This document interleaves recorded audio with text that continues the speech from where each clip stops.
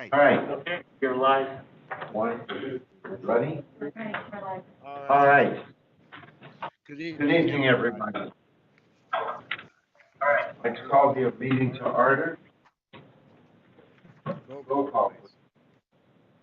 Director Asner, Present. Director Faulkner, Present. Director Goodman. Here.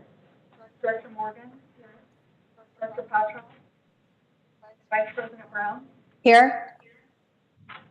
President Cuneo. Here. All right. All right, Are are there there any any comments? comments as to this? Comments? None? None. Let's go This straight is to to adjourn. Okay, would Okay, someone someone like like to motion to adjourn? So moved. All All right. right, can I have a roll call, please? No, I No, I don't have to. Good. All in All in favor? favor? Aye. Aye. All All opposed? opposed? To adjourn. Adjourn. All All right. righty. On On to to the business meeting.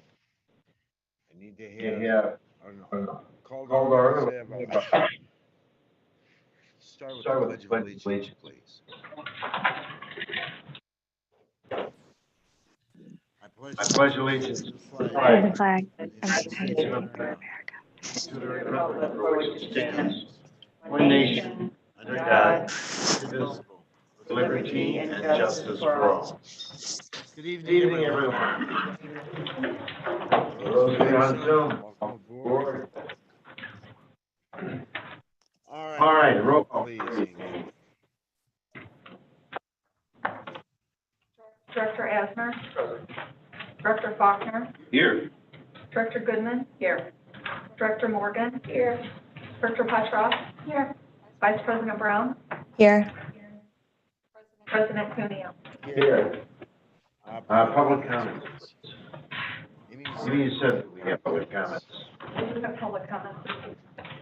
Now, Now, according to our rules, we could go 30 minutes on this, and 3 minutes say, yeah.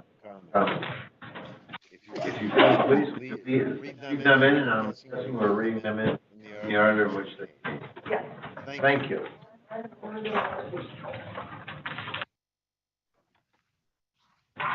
The first comment is from Jesse Clark.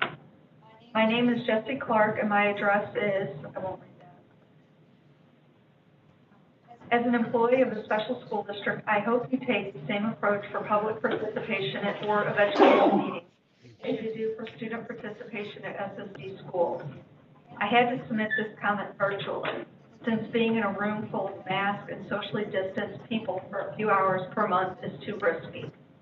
Compare this to a full school day, 5 days a week, with students for whom masks and social distancing are not options. As long as public participation is virtual during Board of Education meetings, I hope you vote for virtual instruction in SSD schools. Second comment is from Angela Carlson. During a brief meeting regarding returning to in-person learning, I personally do not feel comfortable. I have more than 3 autoimmune diseases along with underlying conditions and a 1-month-old infant in my home who was just released from the NICU where she was on oxygen for the entire stay except 4 days. I am putting myself along with my family at risk. The numbers we currently have are not decreasing, and most of the zip codes we service are huge hotspots. Children's Hospital has the 7th floor dedicated specifically to children with COVID-19. Over 3/4 of them do not have underlying conditions. There is also a section of the NICU specifically for newborns with COVID-19.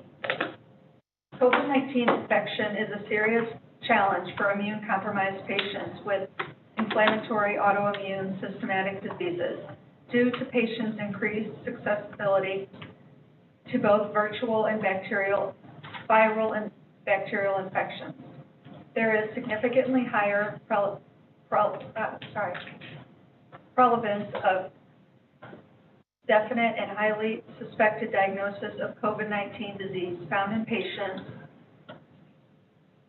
conventional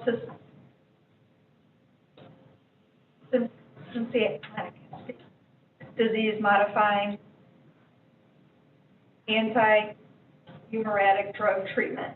It is important to know this so preventative and management development strategies can be made. Furthermore, symptoms of the autoimmune diseases I have are also symptoms of COVID-19. I already take a variety of medications to manage my health, and if I were to test positive for COVID-19, the medicines used to treat it would counteract my current medicines. If I go into the building and have any of these symptoms, I will be sent home since it can't be pinpointed if it's due to one of my autoimmune diseases for COVID-19. If I return in person, I am putting myself and my infant grandchild at risk. But if I take FMLA, I am still putting my family at risk by not being able to provide for them. I am left to choose between providing for my family or keeping myself and my family healthy. How can you even choose between the two?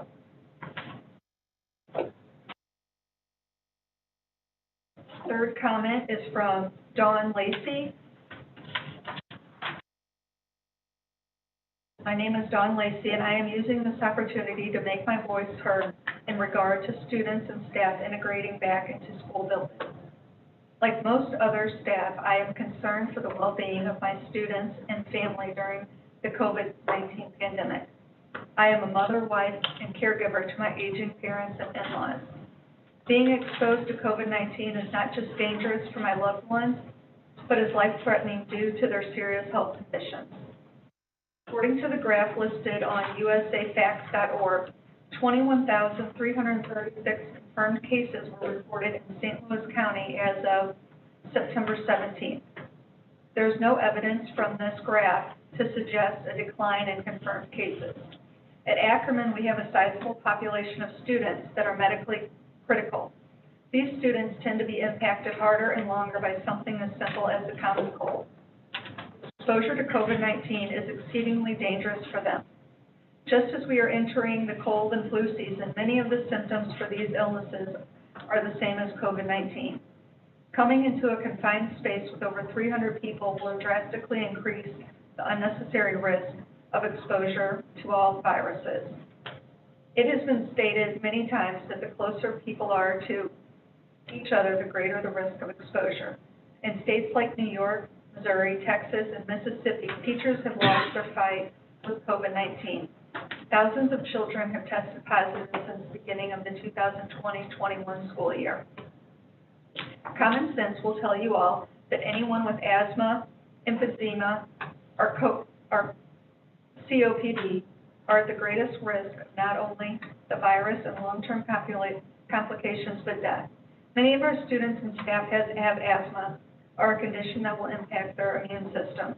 According to the American Heart Association, more than 120 million people in the U.S.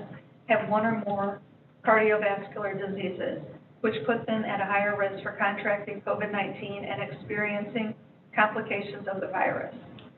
Patients with heart conditions have lower national reserves that the body needs to fight infections. Individuals with heart conditions have higher risk of complications if affected by COVID-19. Just like many others, my children's school district has decided to extend virtual learning. I am grateful for that difficult decision, but it puts many families in an even more complicated situation. If I were lucky enough to not have my loved ones plagued with poor health, I would still be forced to find other arrangements for my children while I worked, and they attend virtual learning. For some, that is not possible. This will cause buildings to be short-staffed. Our students are coming into a new routine. This will cause an increase in behaviors. Missing multiple staff will not provide the support our students need for this transition or for their day-to-day needs. A small 3-minute glimpse into my situation is not going to offer the depth of the decisions being asked of myself or other staff that share these circumstances. As well as countless others, we are being asked to risk exposing ourselves to make a living for our family or risk losing everything. I am fully aware of the need to get back to some sort of normalcy. Having children stuck in a house for months will send the most patient of parents running for the hills. As our leaders, the decision to do what is best is not an easy one to make. Factors for the decisions are countless, but as people who have spent their careers fighting for children to have a safe place to grow, learn, receive food, receive support, and resources that only the teaching and support staff at SSD can offer, I implore you to look past the pressure you are under. Look past the finances. Are you willing to choose your job over the lives of your family? Are you willing to sacrifice the lives of your students and staff? Thank you for your time. Then she also included links to some of the information she provided. The fourth comment is from Linda Black. Dear SSD Board of Education, as a central office SSD employee, I have concerns about the logistics of safely reopening central office on October 7th. One, my area does not have desks that are safely social distanced. I would like SSD central office to continue the recommended practice from the health department to social distance in the office. Number two, also, if an employee in my area becomes COVID-19 positive, please consider the possibility of the entire 3-person department being quarantined at home. Number three, please name a designated individual to whom work area reopening concerns can be reported and quickly addressed. Thank you for your time and consideration of my concerns. Be safe and stay healthy. The fifth comment is from Darren Relford. Hello, members of the Board of Education. My name is Darren D. Relford, and I am a paraprofessional teacher's assistant at New Owner High School. By now, you all probably have gotten a lot of emails and letters about reopening the school for in-person learning. I can already tell you that absolutely everyone would love to go back to school in person and have some sort of normalcy back in their lives. In fact, I am one of the people who would love to go back and help the students in person. Then again, I am an extrovert trained in the art of theater. Reaching out and inspiring kids to work hard and do their best is what I love to do. However, I must be honest and acknowledge something that not a lot of people would like to face, and that is distance learning must continue for the time being. I know I just said I love being around people, but I know that this pandemic and the death toll in the United States, being the highest in the world, sending kids back to school in person would not be a responsible option. I know many people are struggling and are getting annoyed with doing distance learning, but it is better than contracting the virus and suffering from it. Most people would suggest, why don't the kids just wear masks and social distance? And that is a good suggestion. However, kids will not wear them 100%. As you all know, working in this field, some kids are very picky when it comes to their feelings with regards to sensory items. They may put the mask on and then 10 seconds later, they might take it off saying it is too uncomfortable, or they might try to fight off the person who is trying to put the mask on them. And this is the same response to face shields. Also, it is important to take into consideration the behaviors of certain kids as they might try to spread their germs onto others for attention, thus putting us in an unsafe position. Plus, a lot of teenagers like to get close to people, ignoring personal space, regardless of how many times you tell them. I would like to let you all know something about me. I am physically fit and healthy and in great shape. However, I also have a compromised immune system due to having asthma. With the weather getting cooler, I wake up having breathing problems. It can be solved with an inhaler, but it is not very fun to do every morning before I wake up. Doing distance learning helps save lives and keeps us all contained in our own personal ecosystems. Thus, people with asthma and other breathing problems do not have to worry as much. Not showing symptoms and signs of COVID does not mean that they do not have it. Mary Mount, aka Typhoid Mary, was asymptomatic with typhoid fever, and kept infecting people with it despite showing zero symptoms of the disease. If we send kids back, or even staff, someone might be asymptomatic and infect others around them. Then the schools will be shut down again, and we would have to go back to distance learning. All over the county, when schools have decided to let kids back in, cases of COVID spike. That is what happens. We were unable to flatten the curve, and now we are stuck with an awful situation. Do we let people return to school in person, which will lead us to the reason why I'm writing you, speaking as an educator and an African American male with a compromised immune system? I feel that it's not a good idea to reopen schools for in-person classes. I know suggestions have been made for a hybrid system, but that will mess up the routines of the kids we support in the community. I believe we should investigate better opportunities to help kids with distance learning instead. This is not easy, but this is the kind of world we live in right now and the kind of world we must adjust for the time being. If there were a vaccine available, then I would be talking differently about the situation. Regardless of where you stand politically, this virus is not a joke, and we do not have to do the best, and we have to do the best we can to prevent it from spreading from person to person. I hope this letter reaches you all, and you will take the time to read it. Just know that I will do what is needed of me in my job, but regardless of what I do, I want to be safe, and I want to make sure the people I work with and the minds I inspire are also safe. Okay, the next communication is from Laura Newworth Deutsch, D-E-U-P-S-C-H. Dear Special School District Administration and Board of Education, I am a teacher at New Owner School. I've been teaching for 20 years, and this is my third year with Special School District. It would be an understatement to say that teaching at this time is a unique challenge and experience. However, my mission and focus as an educator remains the same, to provide quality education that addresses the whole student. In this moment, the health of the student is the forefront of my mind. Without solid health, a child cannot focus on their education.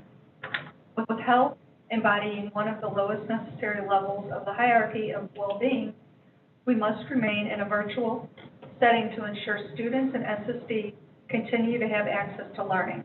According to the St. Louis County Department of Public Health info, which is a summary posted on Parkway website on September 17th. The St. Louis County Department of Public Health closely tracks the new cases of COVID-19 among children and teens, and recent data has indicated a steady increase in cases among those 15 to 19 years old. 90% of the cases that have been impacting local schools in the last 2 weeks have been in middle or high school. In fact, the rate of new cases in this group is nearly 5 times the average rate of new cases among younger children. Additionally, the positivity rate of adolescents who fall in the 15 to 19-year-old range is the highest of all age groups at 20%. By contrast, the positivity rate among children aged 5 to 9 is currently at 6%. This is the age range of students who attend our SSD high schools and technical schools. The added considerations for SSD standalone high school is the fact that our students often have sensory issues or disabilities that would make it difficult, if not impossible, for them to wear their masks, continue to distance, and maintain personal hygiene in a way that would keep them and others safe. Our students also heavily rely on consistency and routine. So if staff becomes ill and new staff is assigned to them, challenges often increase and educational time is lost. We will be limited, if not fully devoid of substitute teachers. This means that some classes will be down staff in a room if another room has teachers or staff out ill. Again, safety and educational issues will not be able to be addressed as well as learning time is decreased.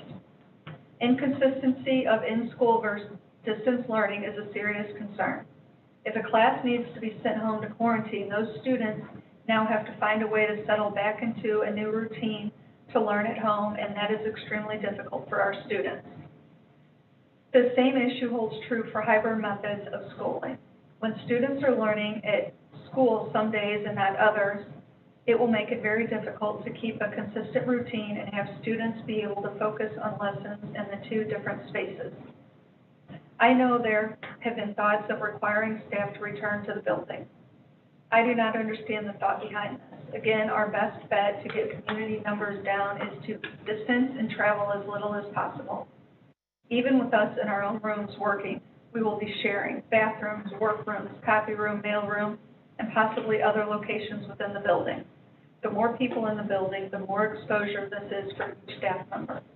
Allowing staff to continue to work at home limits those in the building to a very small number on a given day and therefore helps to limit contact and exposure. This will hopefully bring numbers down to where we can viably and sustainably get back to school. Thank you for your attention to the concerns of the community, parents, staff, and students. I urge you, with everything I have as a seasoned educator, concerned community member, and mother who has chosen to have my own children learn at home for the year. Please do not ask staff or students to return at this time. The numbers are not showing that this is a decision that will lead to access to consistent educational access. Please do not require your staff to go back to the buildings full-time. It will increase our exposure and possibly the possibility of becoming ill and not being available for our students. I am happy to answer any and all questions about my thoughts and statements made today. Okay, the next comment is from Amy Keith. Hello, board members. I am a teacher at Ackerman nearing retirement. Both my husband and I have autoimmune diseases. We have been careful about not venturing out in large groups, wearing masks, and so on. Thank you for giving us the option of working from home during a global pandemic. In itself, that was stress-reducing. I have brought everything home that I need to teach, and I have set up a room for this purpose. I believe being able to work from home is the safest situation for all currently. My students, most of whom have an ED diagnosis, and I have been challenged to learn within the limits of technology. Because of this, many of the students I see have become more responsible regarding following the schedule, as well as more patient with themselves and others as we all navigate new online learning situations. I have heard them advocate for what works best for them as individual learners as we discuss schedule changes, as well as where in their homes they need to be located so that they can show up at class ready to learn. I have had closer contact with parents, as many of them are actively involved in helping their children learn through technology.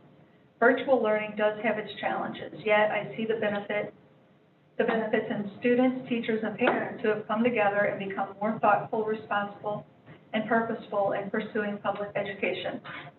Consider allowing us to continue to work remotely in our homes, as this seems to be the safest option for us all during the time of this global pandemic. The next comment is from Crystal Johnson. To the members of the board, I am a paraprofessional at Ackerman School. I am writing you today to express concerns of the idea of reopening the school for staff to return. It concerns me that this board would consider this as an alternative of staff working from home.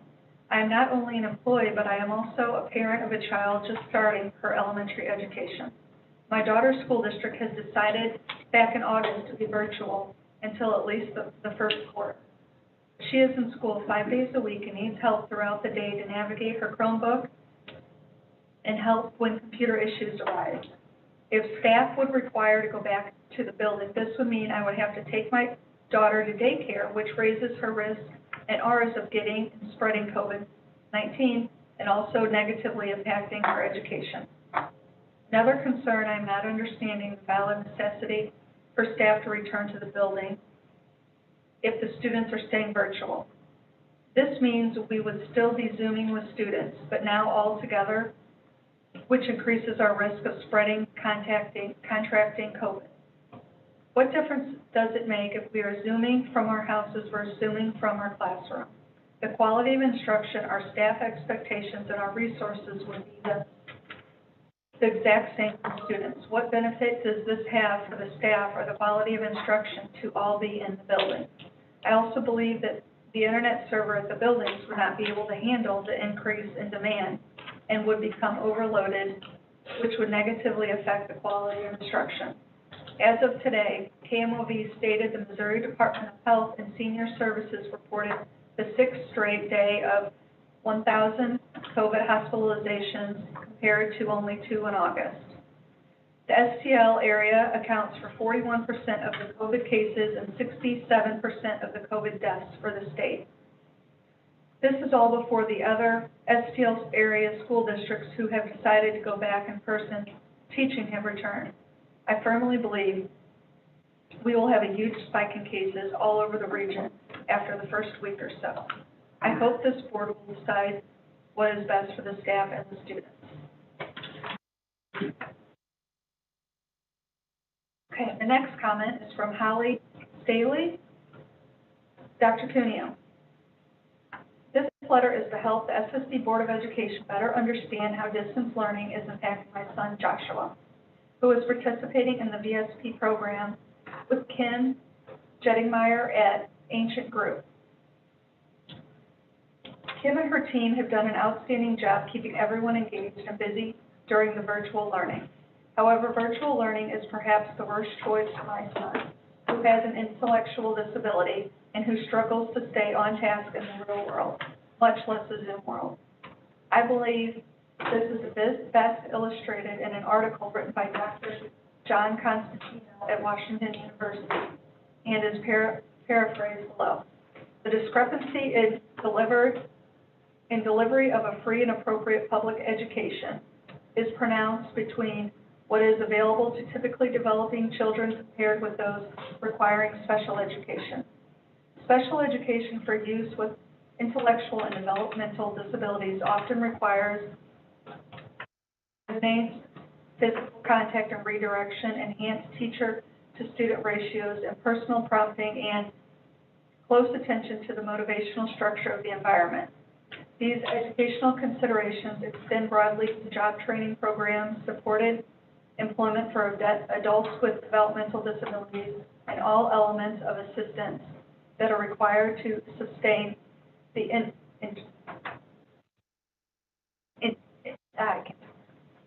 role of individuals with intellectual and developmental disabilities in the national workforce. Supportive students and trainees may require addressing physical positioning, toileting, feeding, and other needs related to activities of daily living. It is an inordinate burden to attempt to recapitulate the conditions of an appropriate education at home for most families and to avoid secondary consequences of individuals with disabilities falling further behind in an academic achievement or training and suffering behavioral decompensation in the absence of the structure of a school or workplace. Mobilizing qualified in-home personnel, clarifying which individuals with intellectual and developmental disabilities are more or less amenable to in-home virtual training and education. Some children with autism-related disabilities, for example, are thriving in the relative absence of school bullying and overstimulation, and supporting newly unemployed parents to deliver education and/or developmental therapies are critical urgencies. I urge the board to critically consider the amount of harm that is being done through virtual learning versus the risk of having our children, many of whom have compromised immune systems, have some level of in-person or modified learning. While Josh is making wonderful gains in virtual VSP programs, they are nothing like he experienced when he was working in person. I fear more for his developmental health than his physical health right now, and I believe the board and the incredible staff at SSD can find a way to bring learners back safely with plenty of safeguards in place to keep Josh and all of his peers engaged in learning while remaining healthy and safe. We will sign waivers, sign whatever is necessary to be sure to cover SSD's liability in this unique situation. But please know that in the same way that we would never hold SSD accountable if Josh got a cold or the flu in his VSP placement, we would never assume SSD is accountable should our child become ill regardless.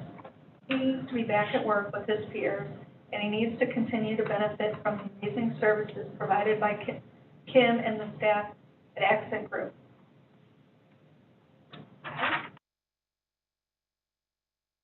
The next comment is from John, Holste. Thank you for taking my comments into consideration. I was hoping the school board and SSD leadership could address 3 questions for me this evening. 1, Dr. Page in St. Louis County guidance recommends that students in grades K through 2 return to in-school person. Why does SSD's return to plan include all students in grade K through 8 in the same group when the virus is impacting younger children and older children much differently? 2, what will the learning plan look like when classrooms or whole buildings are quarantined? 3, if SSD wants to ensure the safety of their staff members, why are staff members such as those in accounting, intake, and coordinators returning to work in an office environment when their work could be easily done remotely? Shouldn't staff members only be required to enter the workplace when absolutely necessary, such as working with children? This seems like an unnecessary risk to their health. Thank you for your time. Amy, we have 56 seconds. Okay. The next comment is from Randy Marquette. I have a few questions and concerns that relate to the reopening of SSD Central Office. Given the fact that we recently transitioned from working a staggered in-person schedule to a full-time at-home schedule, what resources and data were utilized to determine this would be the safe and prudent course of action at this time? Less than 2 weeks ago, we were informed a staff member tested positive for COVID-19. This while only minimal staff was present at CO. Now we will have all staff returning to a 5-day in-person work week.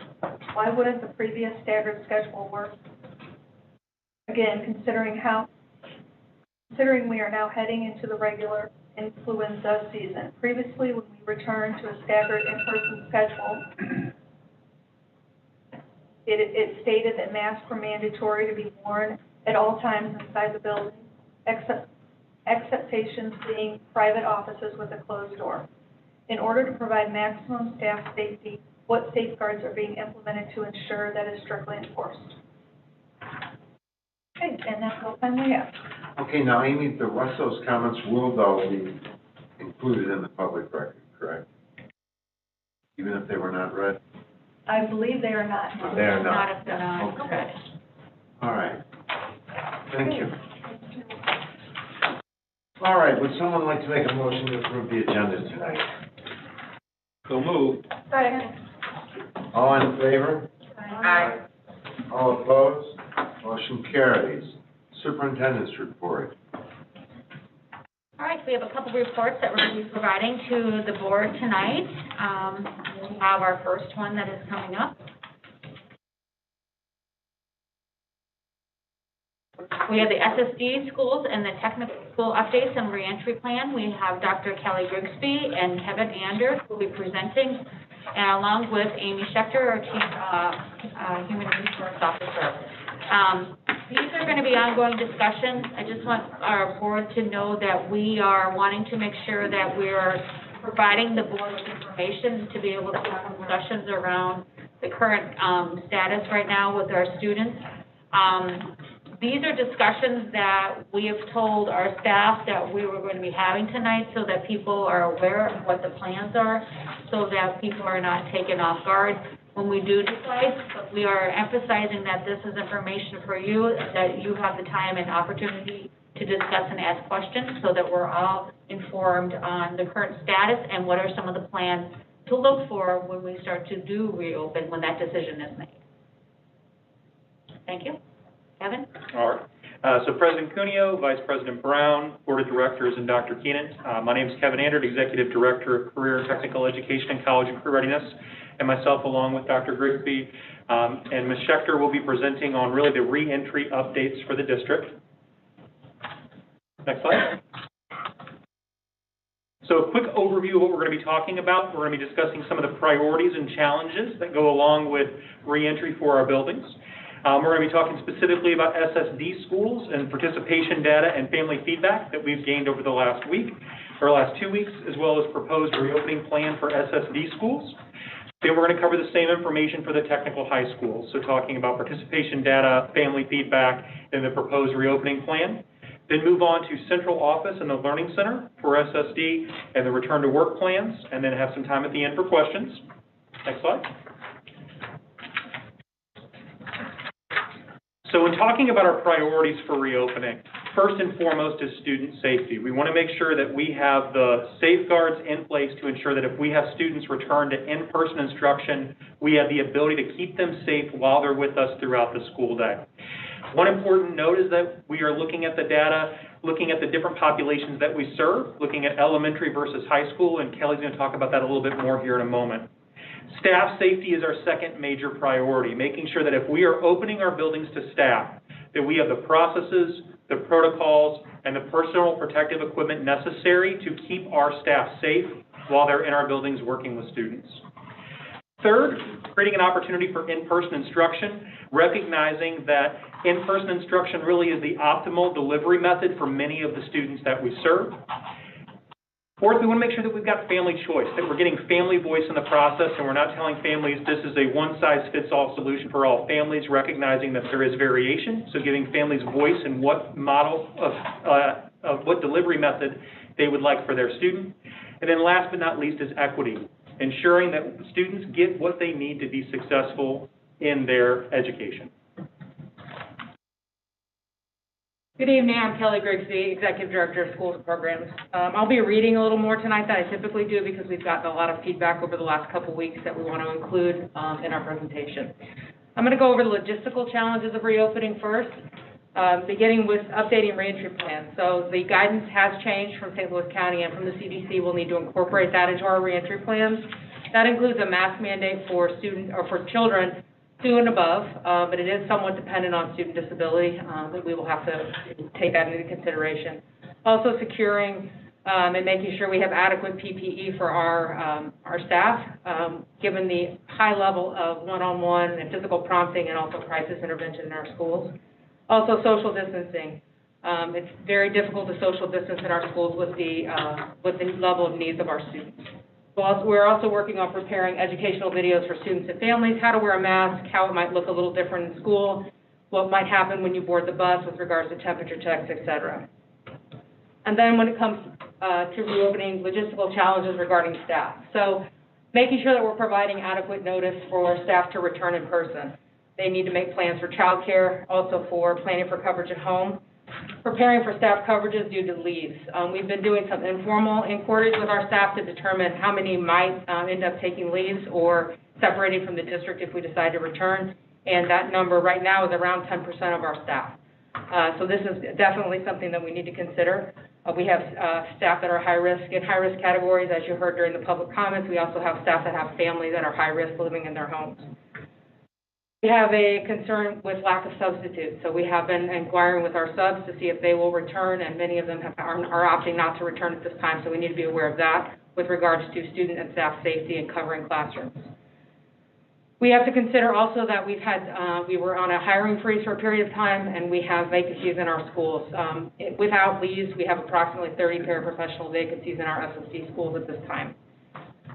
In addition to staff, we have to look at creative scheduling. So we're asking, when we have family choice, which I'll go over here in a second, we're offering a virtual component, and we're also offering an in-person component. We have to be able to provide scheduling. It's a little easier in our elementary schools where we have multiple teachers teaching multiple grade spans. In the high schools, you may have one math teacher who has to teach, because of credit-based classes, has to teach 3 or 4 sections of different things.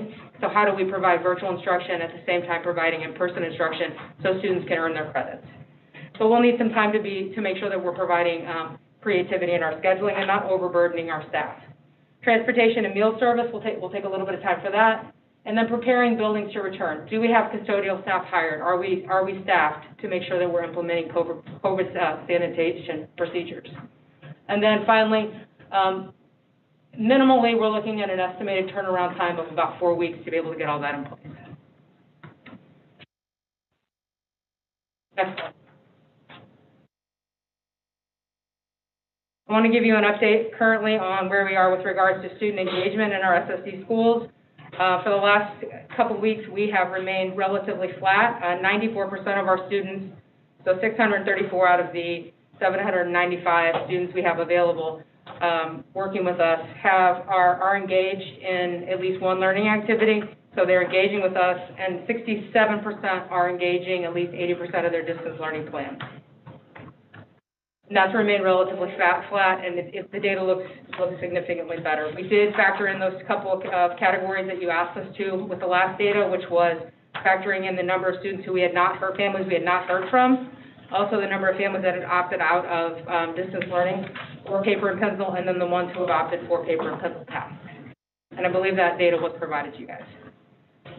In addition, Was that provided? Yeah, I'm not sure that it was. the last set, I think, was provided Friday, and then this will go in the Friday, I don't know what you call it. It is. I'm sorry? Do you know what those numbers are? No.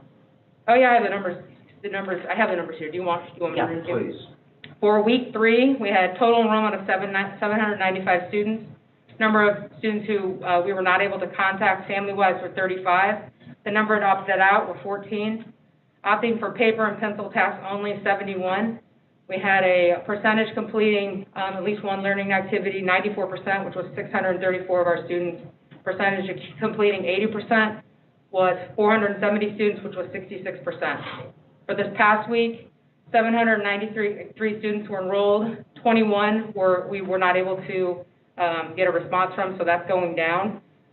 22 had opted out. 56 had opted for paper and pencil, and we were at 664 students participating in at least one learning activity, which was 96%, and 465 completing at least 80% of their distance learning activities, which was a 67%. We'll have all that information. With regards to summary of feedback on communications for distance learning, we did ours a little differently than the tech school because our caseloads are smaller, so we had our case managers make personal contact with families. We had 593 families out of the 793 families we were able to make contact with. Many said they were satisfied with the services we were providing remotely. They felt supported. They appreciated the changes in the streamlined communication we were providing. They have a better understanding of their child's educational needs because they're working with them. And that they appreciate the devices. We have a few students that are still need devices that we're working on, and then they're still struggling somewhat with the technology and the platform, so we're still providing training and supports in that. Next slide.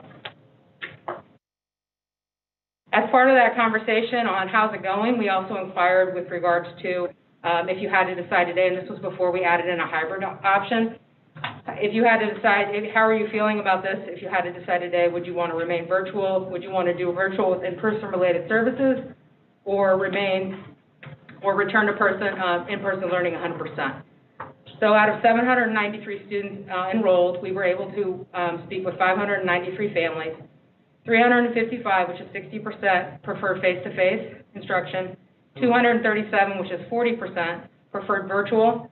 And 5% of those, 40%, preferred to get their related services in person.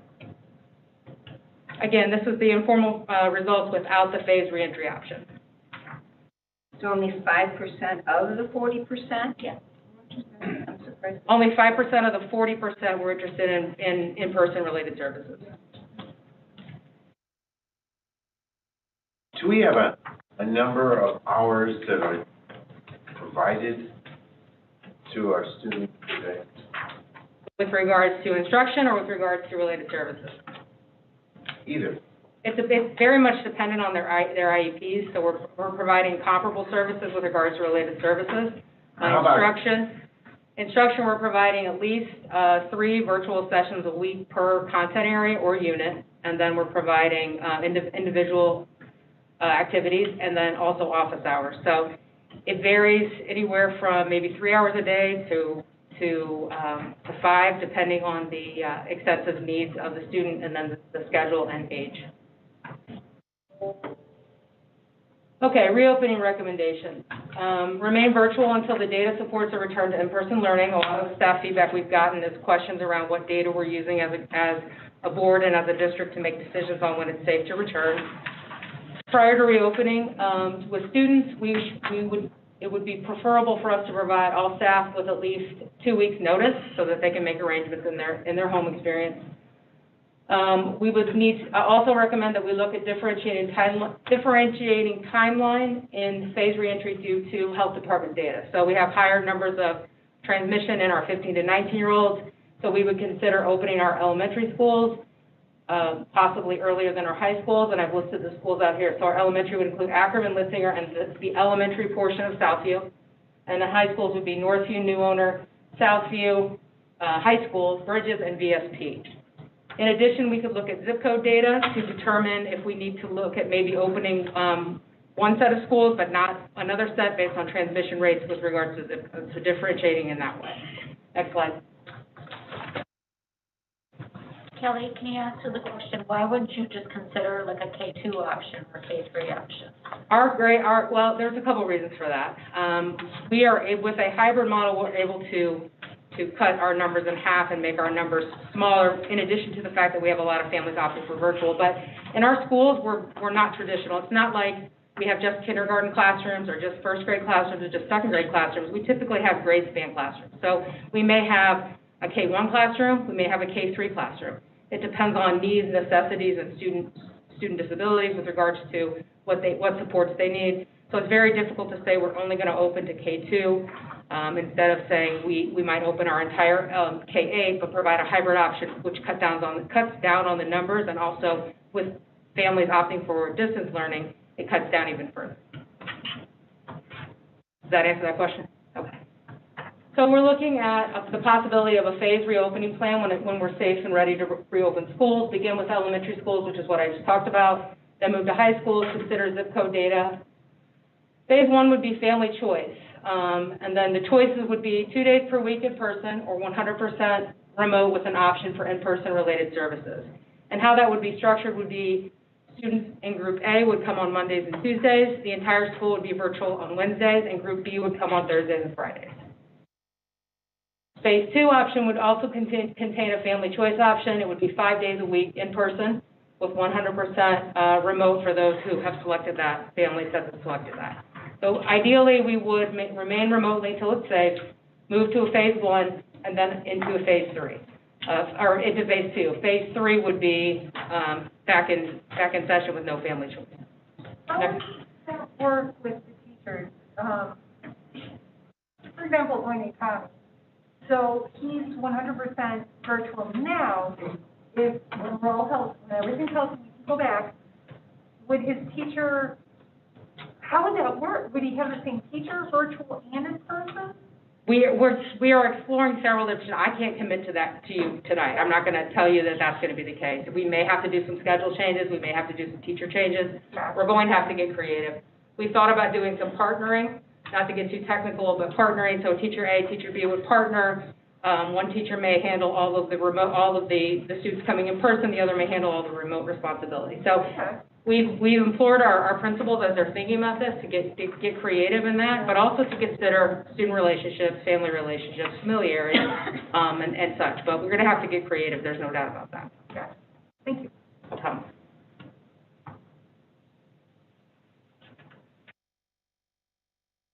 Any other questions about this slide? Next slide. This just gives you a visual model of what a schedule might look like. We have Group A, Group B, and then virtual. All students would remain virtual. Thank you. Please, Kelly, Yeah. I have a quick question. Sure. Cleaning crew on this. I know that we talked about specialized cleaning. By having the day off as virtual, does that allow things to be cleaned better or deeper or whatever? One would assume, yes. Yes. We should be able to work with our custodians to provide the standard cleaning and then also the COVID. Because I believe we signed the contract for additional cleaning. For deep cleaning, yeah. Deep cleaning. It was an additional, like, $6,000. However, Right. we have not, since we haven't fully opened up, we have Okay. not engaged in that All right. contract. But we have been working with Clean Tech so that when we do plan to reopen, that they're gearing up. Okay, so how long does that take to clean? I mean, if you had a regular school day, could it be ready for the next school day?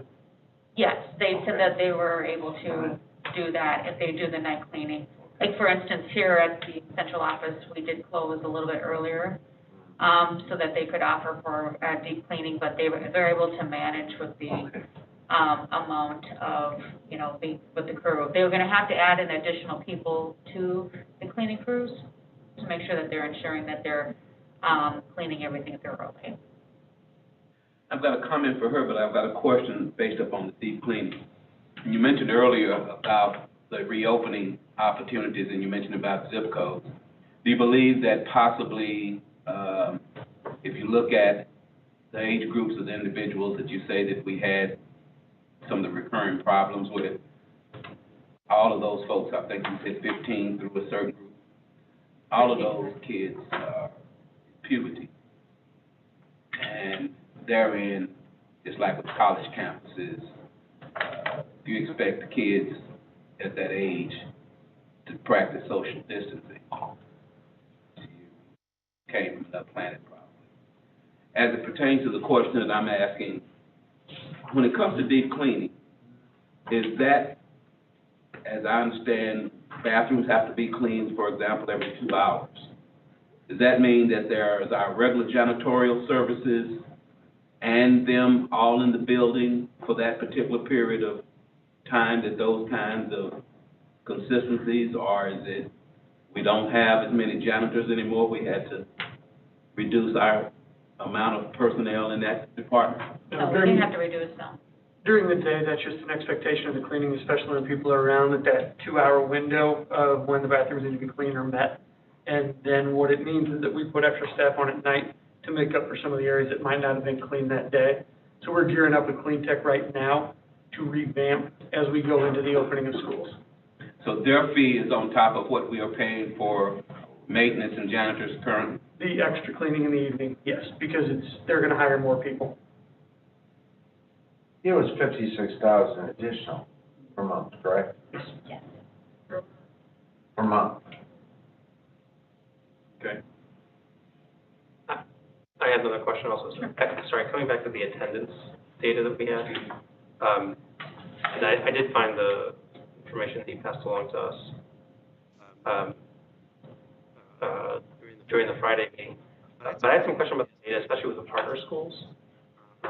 Lindbergh, for example, had 101% participation rate. I'll invite Chiquita to come up and talk with you about the partner district data. But I don't know. It was a reporting issue. So we have clarification on a couple of points there.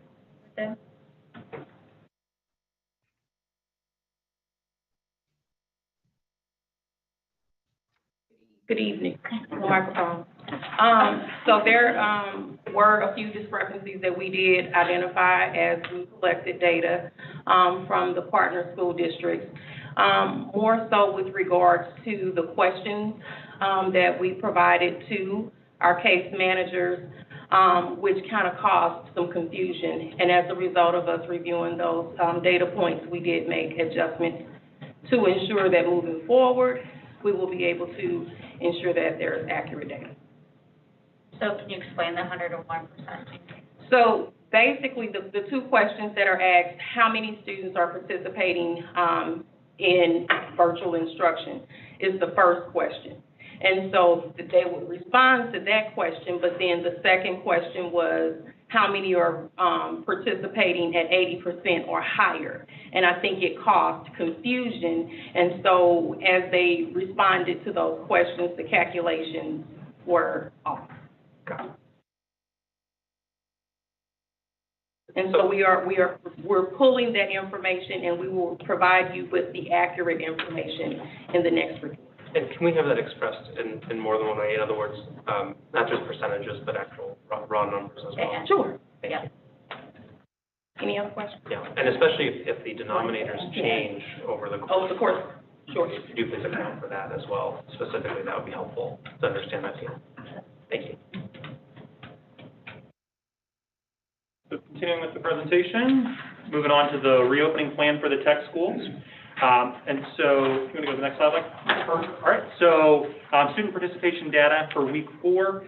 So this past week, very similar to what you saw in the special education buildings, where 96% of our students were participating in distance learning. So that's 1,524 students out of a possible 1,594 students. And then 82% of our students were participating in 80% or more of the distance learning plan. So that's 1,307 students out of that possible 1,594 students. One challenge we are starting to run into this time of the year, as the school year goes on, family contact information starts to change, phone numbers change, they change cell phone carriers, and so we are trying to keep up with the most up-to-date contact information for some of our families. One other challenge we are running into is our students, because we're serving high school age students. Many of our high school age students are also responsible for supporting younger siblings in their learning. So they might not be able to participate in our live instruction because they're supporting their second grade sibling accessing their live instruction. So they're accessing our instruction asynchronously later. So they're looking at recordings of what took place because they aren't able to participate live. Feedback from our families, we deployed a survey to all of our families at North Tech and South Tech. We had a 36% response rate, so that means that we had 586 families respond to our survey. In the survey, we asked about communication, we asked about instruction, and we also asked about if we were to return to in-person instruction, what's their comfort level with some different options. With communication, 89% of our families indicated that they agree or strongly agree, or they're satisfied or extremely satisfied with the communication that they've received from the schools to this point. As far as instruction goes, we asked about, do they feel like their child is learning? Nearly 80% of our families, so 78.9% of our families said they feel their student is engaged in learning. We asked if they're satisfied with live instruction, so those are the Zooms or Google Meets that are taking place. 73% of our families said they were satisfied with live instruction. We were pleased with that because we had a lot of hurdles the first couple of weeks with students being able to access the live instruction, especially if they were using a device that was provided by the partner district, where some of the partner district devices were preventing students from getting into our Zoom sessions or our Google Meet sessions. So we had a lot of hang-ups the first couple of weeks, so still to have that level of satisfaction, we were very satisfied with that. And then we were asking about the distance learning plans themselves. We asked about, are these clear, are they easy to follow? And then our families, as far as they agree or strongly agree that the weekly plans are clear and easy to follow, was 83% of our families. Based off that feedback, some of the comments for the families who said they were having trouble following the distance learning plans, they were having some issues with just how long the report was. So we're working on making sure that we're being a little bit more concise with that document so it's easier for families to follow.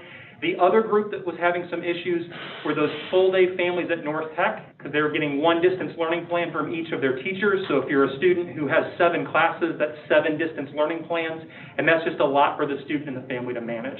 So we're looking at ways where we can combine communication, so as opposed to getting 7 different emails with 7 different plans, you're getting 1 or 2 emails with all of the plans that that student needs for a given week to simplify that communication.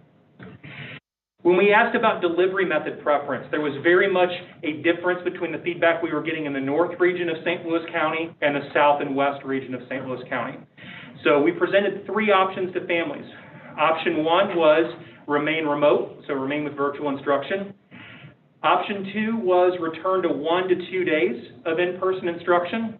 And then option 3 was 5 days a week in person. In the north region, the most popular choice was 1 to 2 days in person, so that was chosen by 37% of our families. 35% chose 5 days a week, and then 28% chose to remain virtual. What became even more telling was if you took away the option of 1 to 2 days a week and gave families only the option of 5 days a week in person or fully virtual, it was an exact 50-50 split. Of our families that responded, 90 families said that they would come in person, 90 said that they would remain virtual.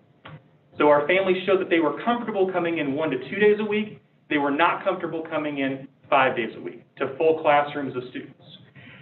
When we gave the option of 1 to 2 days a week in person or fully virtual, 70% of our families chose would come in 1 to 2 days per week. So if our goal is to get the most students in person at a given time, the 1 to 2 day a week method would get us the most students choosing that in-person option in the north region. For South, We gave the same options. Most popular choice in South was the 5 days a week in person. So 62% of our families chose coming to school 5 days a week. 26% chose 1 to 2 days a week in person, and then 12% would choose to remain virtual. If we had the options between 5 days a week in person or remaining virtual, we did see more families choosing virtual in that scenario. It was a 25-75 split. So 25% of our families would choose virtual, 75% of our families would come in person. And then if we gave the option between 1 to 2 days a week in person or remaining virtual, 86% of our families would have their child attend in person if it was a 1 to 2 day a week option, and then 14% would remain virtual. So just like with North, if we're looking to get the most students in person, 1 to 2 days a week would be the way to get the most students coming in person. Why the large differences between North and South? If you look at the COVID positivity rates, as well as you look at the directions of some of those sending schools, our largest senders in the North region are Hazelwood and Ferguson-Florissant, and at this point, Hazelwood and Ferguson-Florissant haven't really even started a conversation about reopening. At least publicly, they haven't started a conversation about reopening. And if you look at the demographic, if you look at the COVID positivity data, the North region has a higher number of cases right now than you see in South and West. This data is also pretty similar to the data we got in July. In July, North was a 50-50 split, and South Tech was about an 80-20 split. Does this have anything to do with coursework offered? So it's the same coursework that's being offered, so I don't think that the coursework comes into play with the variation between the two. I think definitely the COVID positivity rate, and I think the direction that their sending schools are going are playing more of a factor. We're hoping to provide to the board in Friday memo the zip code data. They show that. They were just tweaking that, but we'll be able to have it this week. So we'll be able to send that to you so that the zip code data does show that the North County has higher rates. And then the other piece, anecdotally, we're getting more feedback from families in the North region where those high school age siblings are providing supervision for younger siblings. So if those high school age students were going to return to in-person instruction, it'd be easier to figure out childcare for 1 to 2 days a week than it would be for 5 days a week for those younger siblings. I guess the other thing is, you know, and Kevin had said, most districts in the South are having discussions or having students from elementary grades coming in, K2, K3. At this point, there are very few districts that are even considering high school age students coming in. In North County, Hazelwood, Ferguson, Florissant do not have any options for staff or for students to come in right now. And we do know that some of the district students, like Jennings does have some students coming in. However, we do see from the central down south, there's more of the elementary students coming in versus high school. Parkway hasn't announced anything either at this point. And also with that is in Hazelwood and Ferguson Flow, the number of students that we service has, you know, is a problem based upon those kinds of practices of testing kids coming in. You know, when you've got 18,000 kids opposed to 1,900, it gets to be a daunting task in reference to some of those kinds of services. Not to mention the fact that probably also you've got a higher rate of unemployment in North County as well that also lends itself to maybe some of that duality that you mentioned about the days that people have to fight, inclusive of what you're saying about the students as well. Right. But though in the tax base just can't support the increases that that COVID brings about. So in looking at the data that was shared with the board, the lowest percentage of attendance based off what I saw was with the review, Gordon's at 50%, Jennings at 69%, and First Floor at 78%. Everybody else was pretty much at the 82%. And so while we understand that You know, there's economical issues and such. How do we go about ensuring that our students are getting some education? I know that there's paper and pen options if we're talking about a lack of access to the internet, but that's concerning to me, because again, it is our more at-risk area, and 50% that is very troubling. And I'm going to defer to Ms. McRiddle on that data just because she is the expert on that group. Sure, and just to respond off of Mr. Faulkner's statement, as well as your experience, and my experience also of working in North County, we know that that is an area where we have to provide some extensive support. We know that family structures and makeup causes a lot of concern for our families, and so how do we support? And so I did list some of those things. In my previous role, that was one of my expectations, to support families and students with attendance, and so we have to be creative and we have to support those districts with their attendance initiatives. There is no one-size-fits-all model to support. It's on a case-by-case basis, and we have to address all of the disparities that come along in those communities, unfortunately. So one of the things that I'm expecting, and I know that our SSD staff do, they partner with our partner districts, and they follow and comply and support with those expectations as it relates to attendance, and specifically just ensuring that students are present and in school. I mean, I'm just really concerned about,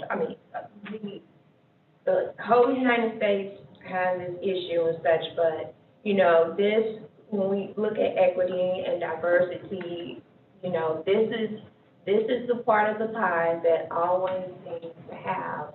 And so it takes a lot to do with, and not to extend this further, you have to take a look at the trend data in those particular districts. What's causing it? Is it health disparities? Is it food insecurities? Is it the lack of not having employment? Is it to support with family structure? Is it homelessness? Is it the need for utility bills? I mean, the list can go on and on and on. And so just to kind of go back, there is no one-size-fits-all model. It takes districts to really take a look at their specific zip codes, their areas, to line up those supports and to ensure that they are doing everything that they can do to address those barriers that could potentially hinder students from participating in instruction.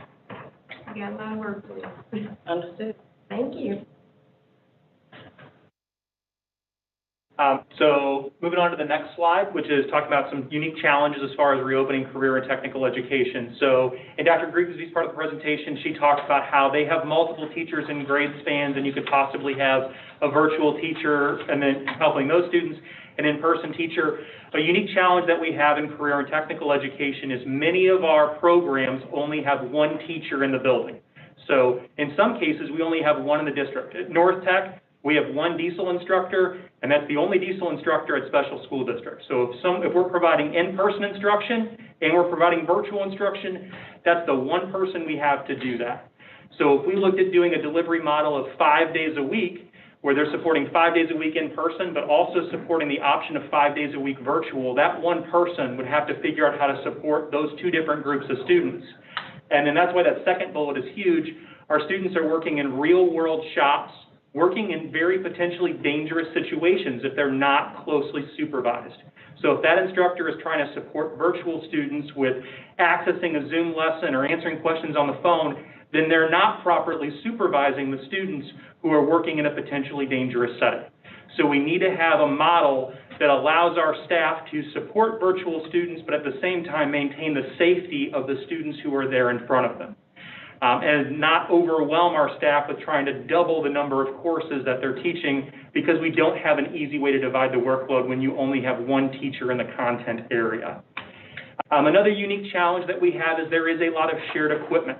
I know many of you have visited our campuses and have seen where we've got vehicle lifts and we have milling machines, and in a lot of our areas we only have a handful of pieces of equipment. So there's only so many vehicle lifts in auto tech. So those inevitably are going to become shared pieces of equipment.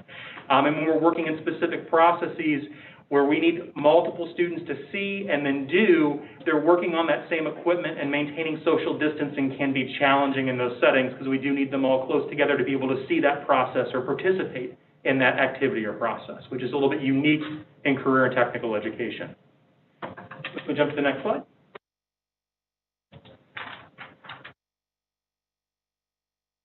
So our reopening recommendations. So we're recommending remain virtual until the data supports returning to in-person instruction. Similar to what Kelly stated with the SSD schools, prior to our students coming back in person, we want our staff to have at least 2 weeks of notice for when they need to report, giving them time to get things in order as far as childcare, coverage for their own children's education, as well as giving them some time to get settled in their classroom before students are there in front of them to provide education. And so what we're recommending is a 3-phase reopening plan.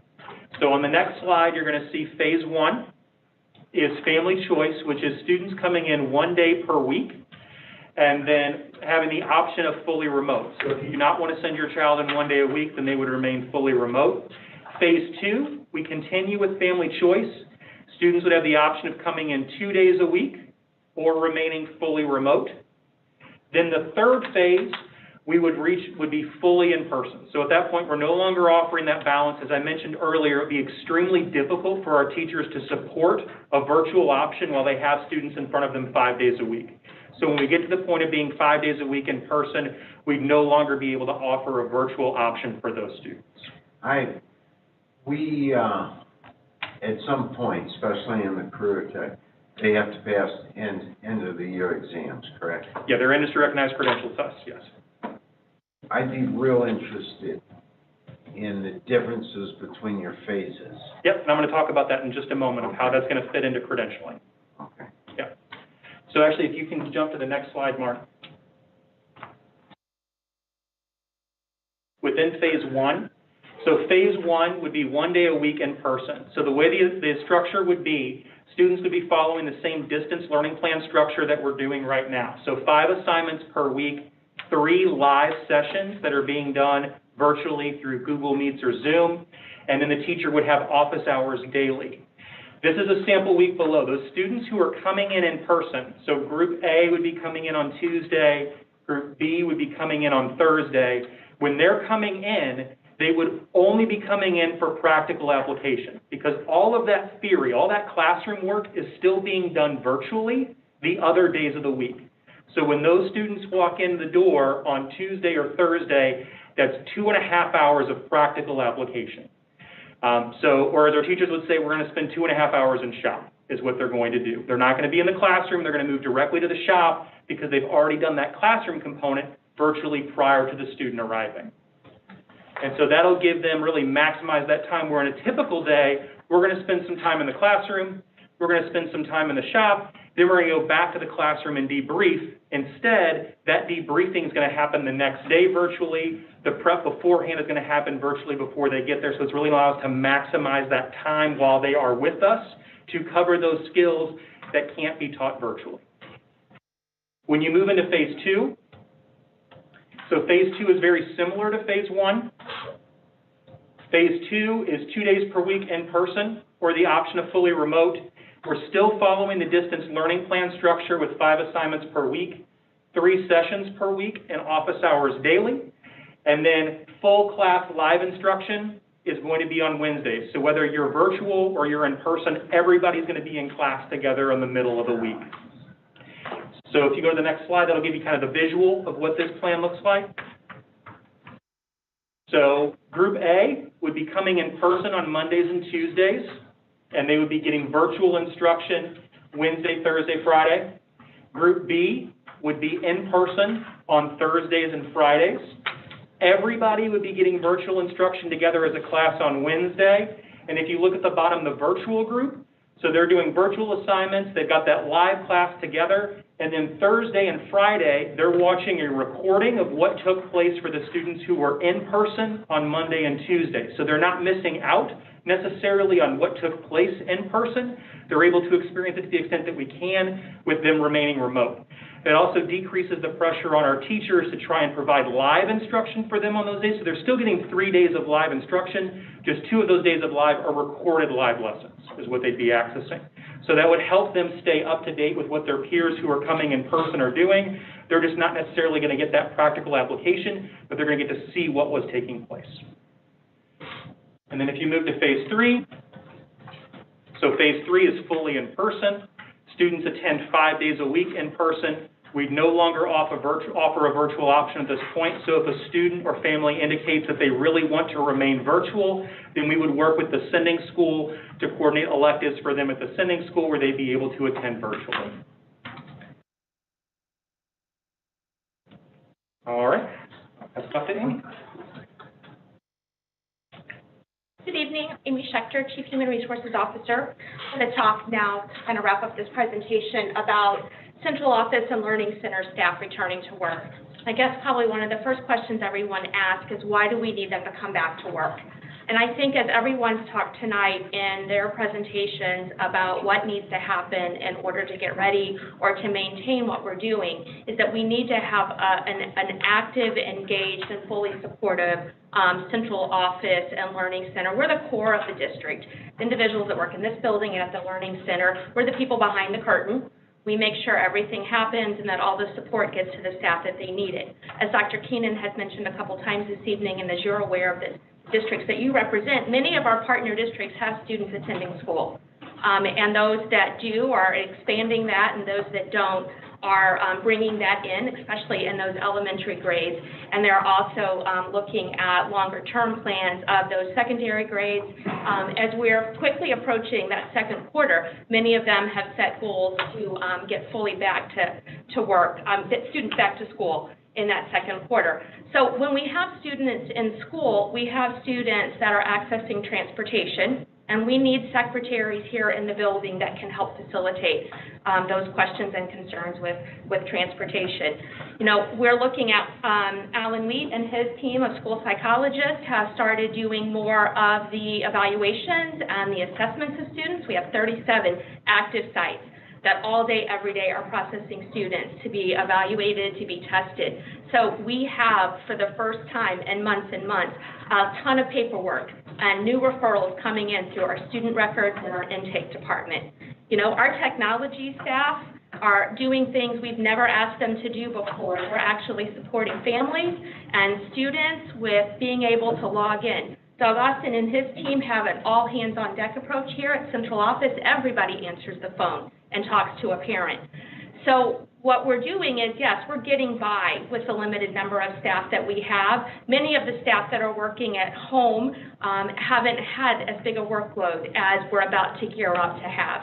Many of the staff that are working here every day and have been since June 22nd are doing additional duties because not everyone is here in the building. And so in order to support our teachers and our related service staff out in the field, we need to be back here in the office doing the work, processing the paperwork, answering the transportation calls, you know, and helping out. And so I really just think that I wanted to just start with that and talk about that. And then also our teachers that are working, either with kids in person or that are reporting to partner districts that aren't having students in person but requiring staff to be there, they need their area coordinators in the buildings and accessible to them within the partner district in order to support them. Dr. Grigsby talked about so much of this is logistical, creative, scheduling, thinking on the fly, problem solving. We're asking our teachers to do more than we have ever asked them to do. And hopefully, we'll never ask them to do this much again. They need more support now than we've ever provided, and we can't do that completely remotely. When you look at national trend data, one of the #1 reasons teachers leave the field is lack of administrative support.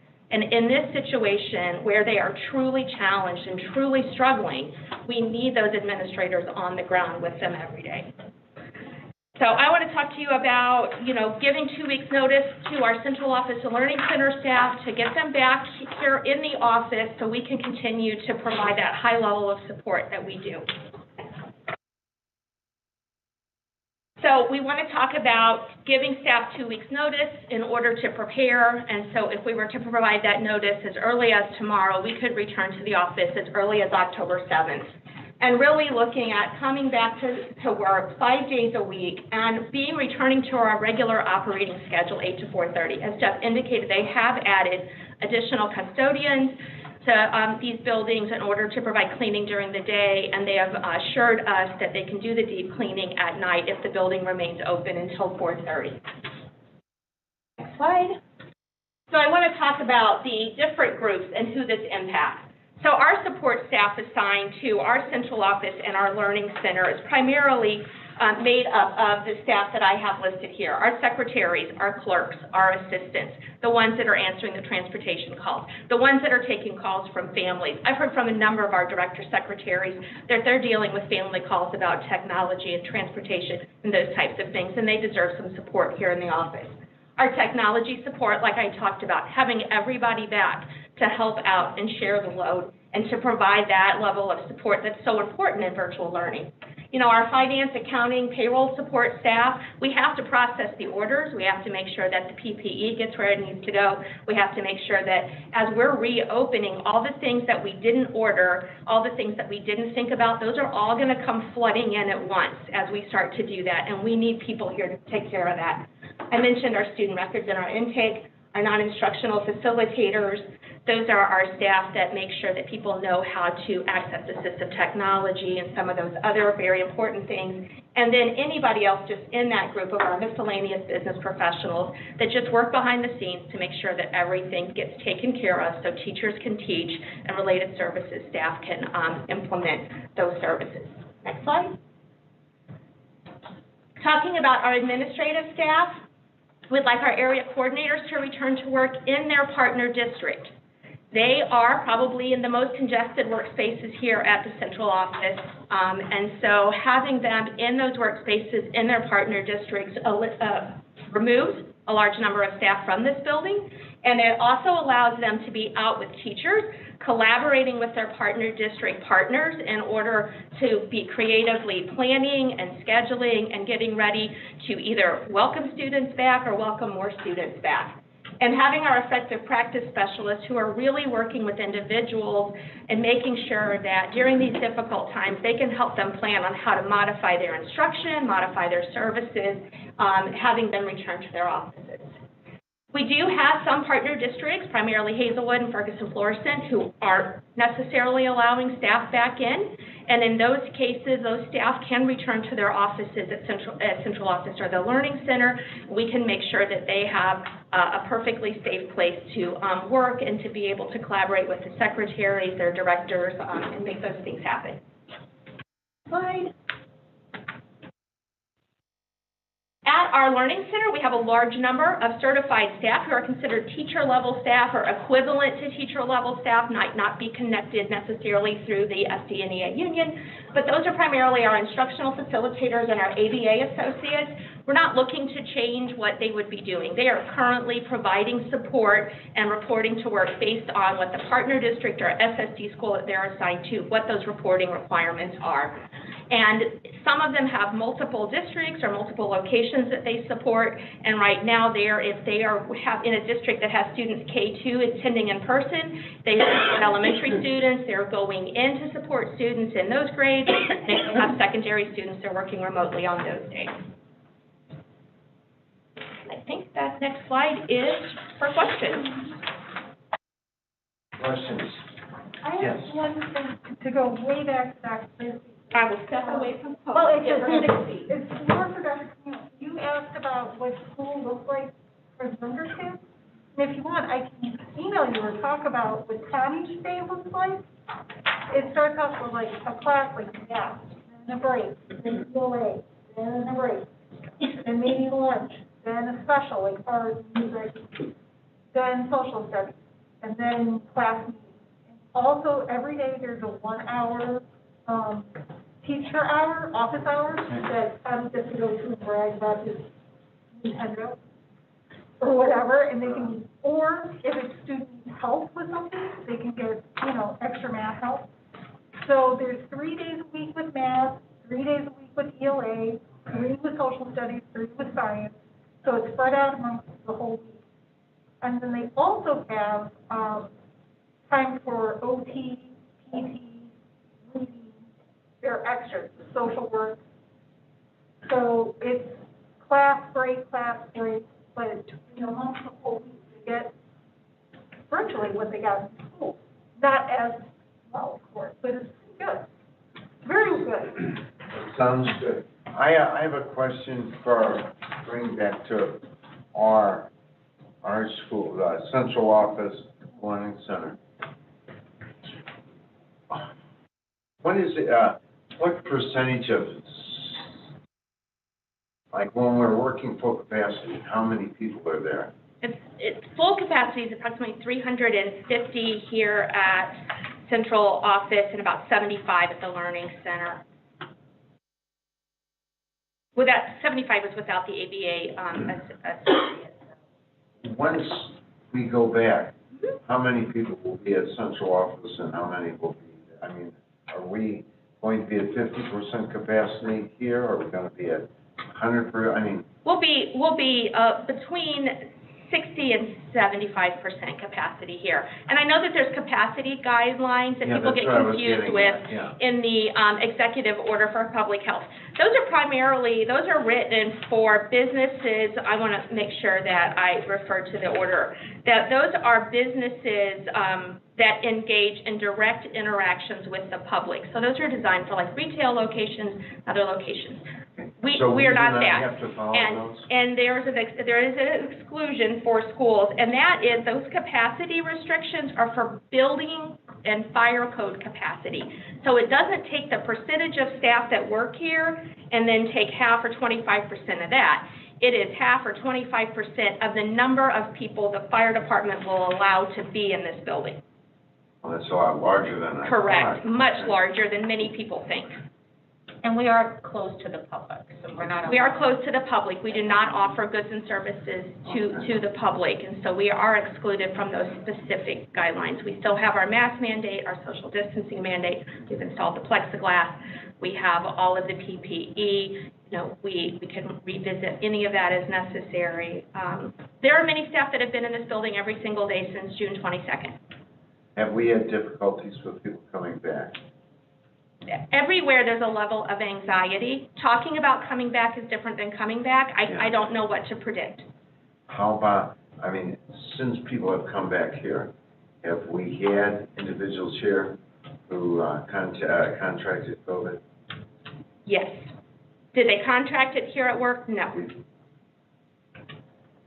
We have a process for contact tracing. We inform people, we let people know there was 2 incidents here. 2 incidents in this building. Yes, and that we inform the people. Inform us. And, you know, but we let everybody else know that if you haven't heard from us, you were not in contact with this person. We have a contact tracing. We have a contact tracing team here at central office. Do we, I know we had numerous letters or comments or wrote to Graham. One of the ones that struck me is, do we have a central person where people could contact once they come back to an office or to a... Well, it would depend on what their concern would be. I mean, if they have questions about their work schedule or their work duties, that would be their supervisor. I guess if they have questions about their... COVID-related matter. COVID-related matter, those should just be referred to human resources.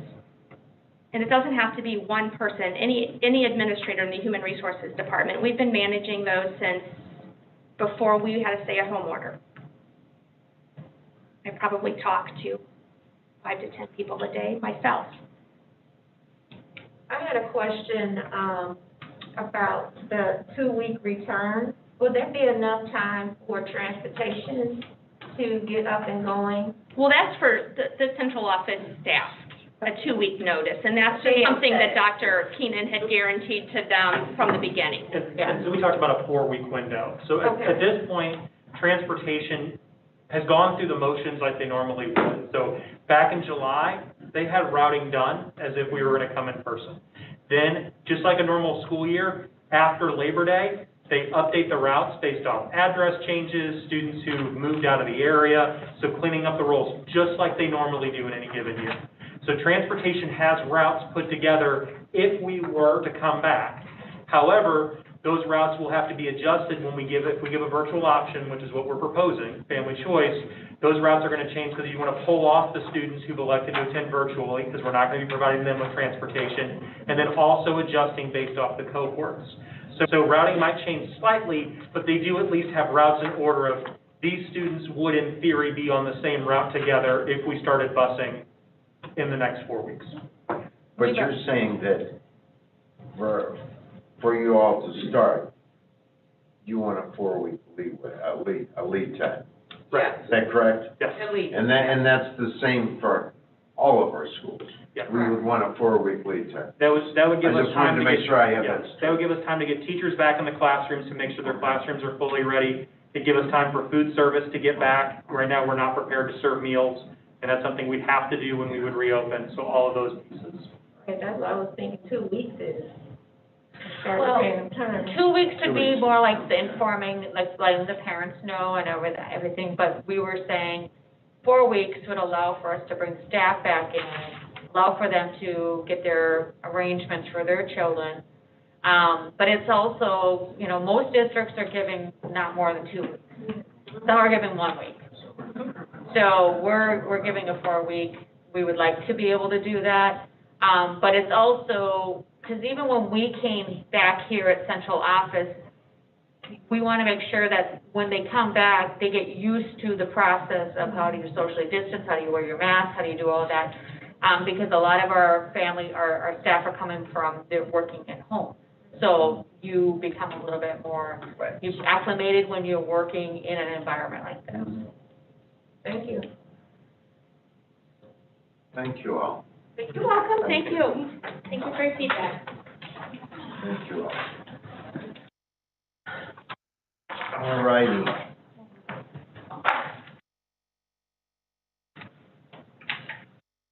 Moving on. Get to where I'm at. Strategic planning update. Evening, everyone. Good evening. Give you a little update on what we've been doing with our strategic plan.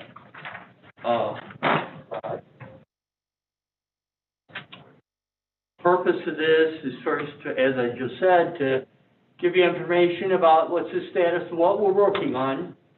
The second point there you can disregard, because we were working with an outside vendor, and that's not going to happen. So I'll talk about that a little bit later on. Next slide, please. Again, reminder what I talked about last time, 4 questions we need to answer in developing the strategic plan. Where are we now? Where do we want to be? How will we get there? And how will we know it? Next slide, please. And again, a picture of the process, the 4 steps that we'll be following, and kind of a summary of the activities that are the components of each one of those steps. Next slide. So where are we now? Again, as I said before, the first step is selecting our teams. We've identified our teams. We have 6 work groups who are going to be studying various components of the district, operations, HR, student performance, and 3 others. We have picked people from a variety of positions to do that. Those work groups will obtain and analyze and generate reports that will feed up to the strategic plan leadership team, which again is a representative sample of administrators in central office and includes, at this point, 1 parent. We were hoping to get another, but she declined the opportunity. And they will be working through the processes. Next slide, please. So what we need to talk about and what we will be talking with the board not too far from now is about mission, vision, values, guiding principles. We are starting to conduct environmental scans of the district. An environmental scan is just a look at the inside and the outside. So if you go to the next slide, please. this is our internal scan. We're looking at those departments. Student performance, finances, facilities, operations, HR, and communications. And we have identified, we're going to be working with those departments. If they have identified key performance indicators, how are they doing on those? If they have departmental goals, how are they performing against the goals? And some outcome measures for each of the departments also.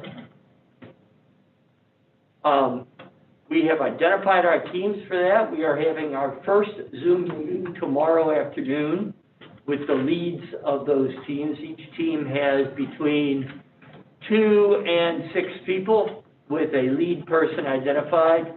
So I'm going to be meeting via Zoom with the leads tomorrow. We're going to start the Zoom meetings with the actual work groups next week. And we'll be talking about data points, processes that they'll be following, what the expectations are, that sort of thing. Next slide, please. The external scan has begun also, collecting some data on St. Louis County population trends, birth rates, funding patterns, expenditure patterns. We'll be in contact with Bill Gamble to find out if there's any upcoming legislation that he's expecting in the next session, try to get an idea of what state funding is going to be looking like. Other economic factors, tax rates, property values, things like that. All of those things could have an impact on what the district does in the future. So we want to be able to get a good handle on that and be able to do some analysis of all those trends.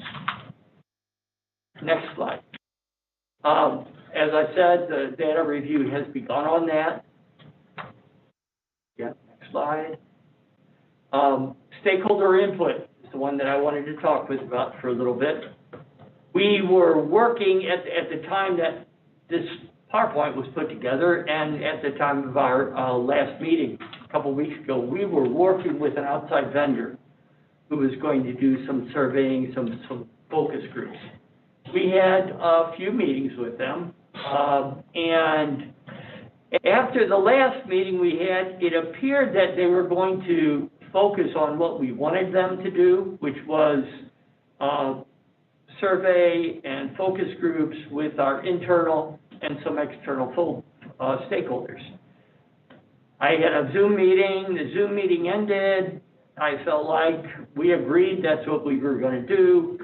Then, beginning of the next week, we got a proposal that included a lot more than that for a lot more money. So I talked with them again and said, you know, this is really not what we wanted. We just wanted these pieces. And they said, well, we can't do that. So we won't be using them. But we have an option internally. The district has been giving climate surveys and engagement surveys to parents, staff, students in partner districts, special ed schools, tech schools for the last few years. And we have all of those data that tell us pretty much a lot of what this vendor would have been able to tell us. So we'll be looking at that. Also, you probably remember that when the district did a superintendent search for our current superintendent, the organization doing the search put out a survey and did some focus groups.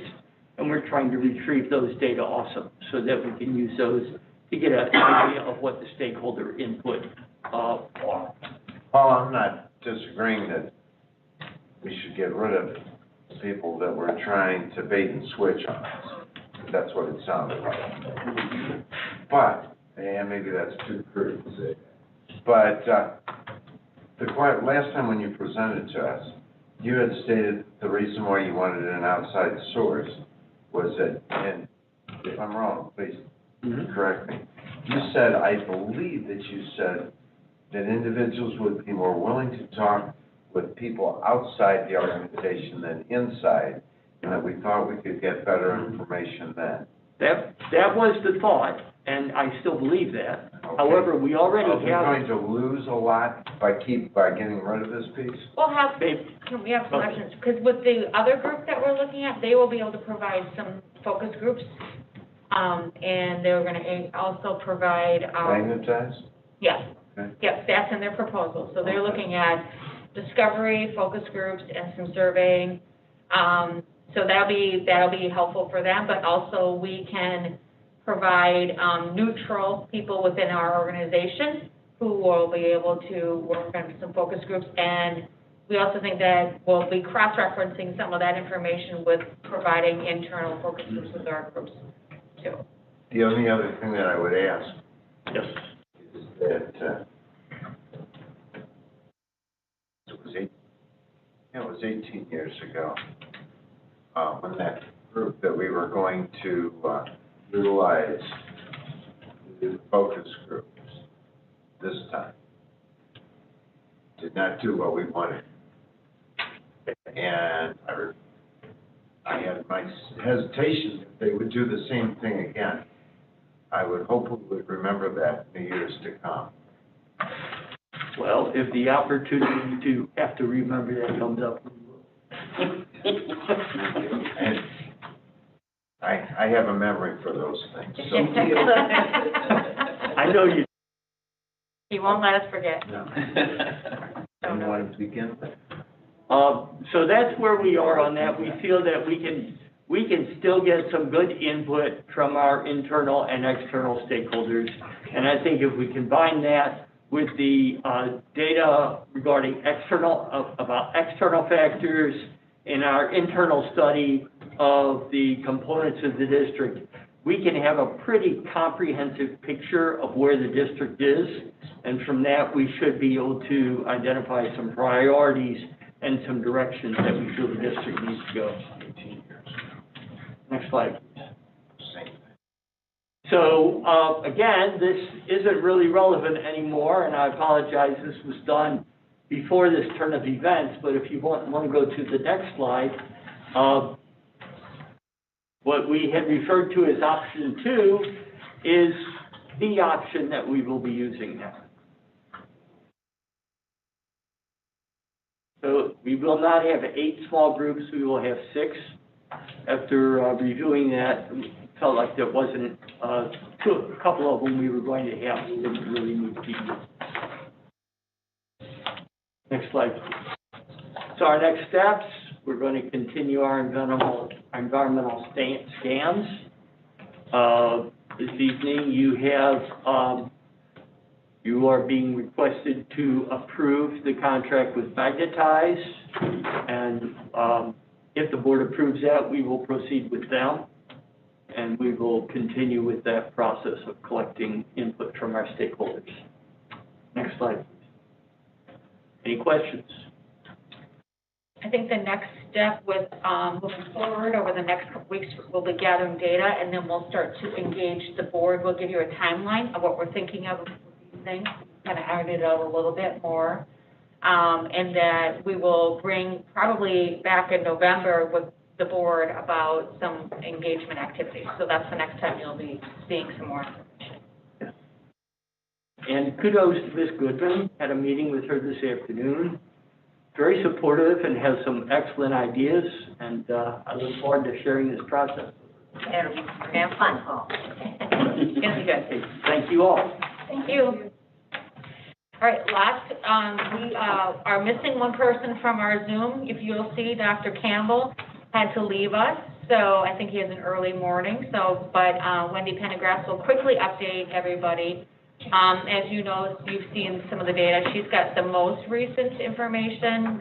We get reports on Monday, Wednesdays, and Fridays, but she'll be able to provide you quickly with some of the COVID information that we're seeing across the county.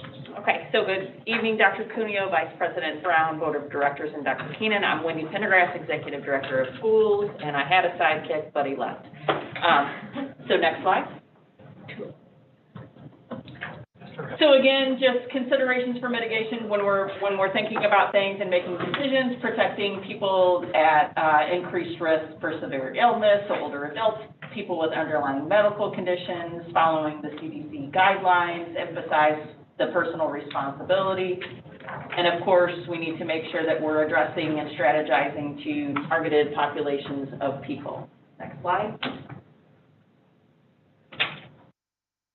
So things that we need to, of course, consider in the school districts: adverse educational consequences of not having students face-to-face and the virtual setting, adverse social and developmental consequences, and then also the mitigation risk. So how are we going to participate in screening, social distancing, mask and hygiene? Next slide. Of course, we will be using our PPE, as Dr. Grigsby and Kevin Heather, Chiquita, and Ed spoke to: masks, shields, gloves, gowns, shoe covering, specialized equipment. Another reason why once we start bringing students and staff back, we need also, like Amy Schechter has talked about, having staff here so we can make sure we're getting all the PPE out, ordered effectively. Next slide. For consideration of students in the SSD schools, Dr. Campbell last week kind of talked about the two types of students that you have, populations: children in most of the SSD schools, and I know there was a question, are increased for our intense personal care. With staff, underlying medical conditions, our medically fragile population is right about 40%, as we had shared in the Friday packet. And with our students in the schools, the much-needed use of physical prompting, occupational support, our therapists being very close with their communication skills, all of that, of course, probably is best met with in-person learning. Next slide talks about our youth that attend our technical high schools. They're generally not medically fragile. Much of our technical training is hands-on, as Kevin had prepared, that once we would get our kids back, we would really be using that practical application piece. Next slide. So again, Dr. Campbell and I looked at the information that was provided. You also have the latest report that is dated September 21st, with the key indicators. That is from Education Plus. Next slide. So it looks at the 7-day rolling average. At this time that the report came out, which was September 11th, less than 1% was the goal, less 1.0 was the goal. We were sitting at 1.2. It had been 0.96 after the September 2nd report, but it did increase slightly. And I do believe right now the transmission rate, or the RO that Dr. Campbell spoke of in St. Louis County, is still at 1.02. Next slide. Numbers positive as of September 2nd was 8.1%. On September 11th, it was 6%. And now for September 21st, it has dropped again to 4.8%, as you would see in the documentation that we provided for you. Next slide. Again, that is from September 11th, and this information is ever changing. It does stay on the 7-day average. If you look at the very first page, this is the most up-to-date information, which is the 21st. That shows the 11th. Next slide. It gives you a little bit more information about the transmission rates, the color index that we talked about last week. And again, it's on a 7-week average. St. Louis is column C, and that's where you see the 1.01 and the 1.02 as of September 8th. Next slide.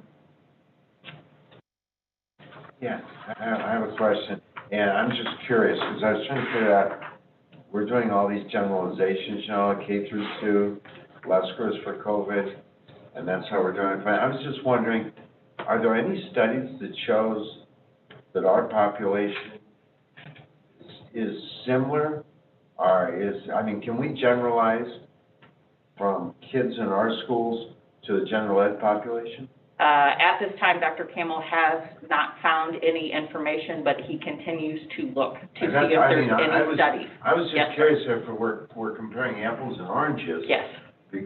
Because of maybe variables that we aren't looking at. Yes. Hygiene, medically fragile children,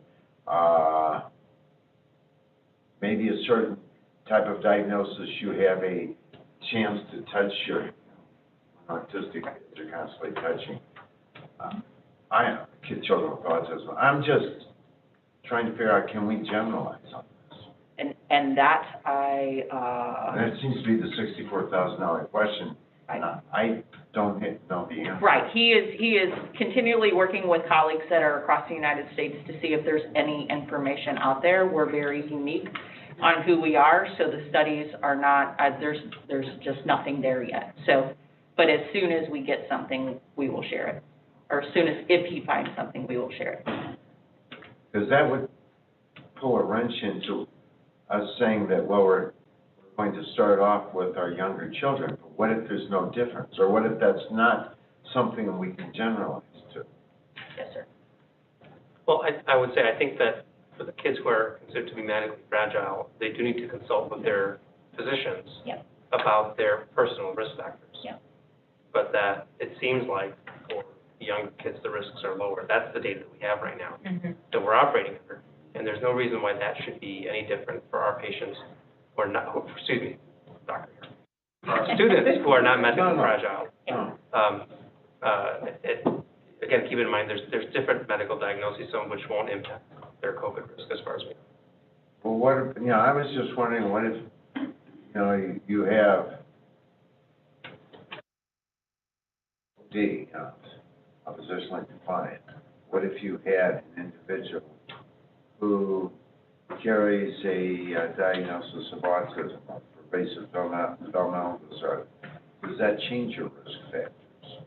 So I don't think we have data. There's no reason why I can think of why autism spectrum disorder as a diagnosis, unless there's an underlying other diagnosis that is related, would increase your any kind of risk of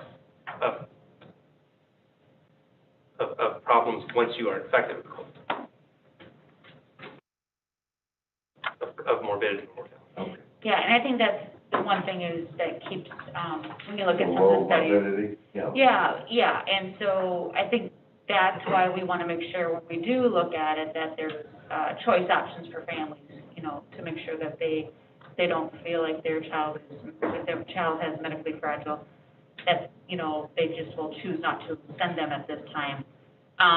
But I think the other thing that comes up, and Dr. Grigsby talked about this with, particular, it's not the particular disability category, it's the fact that with our students, it's very difficult to socially distance with a lot of our students. Not as many in the partner districts because those students are in resource rooms and I'm not saying 100% of those kids are not able to be socially distanced either.